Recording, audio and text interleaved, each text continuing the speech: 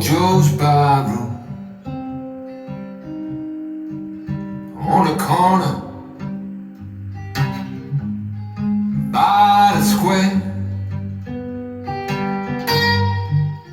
where the drinks were served as usual, and the usual crowd was there.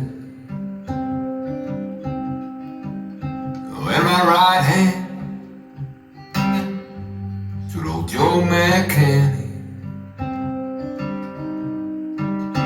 His eyes were bloodshot red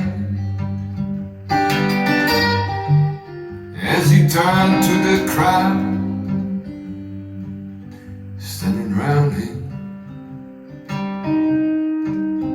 And these were the very words he said.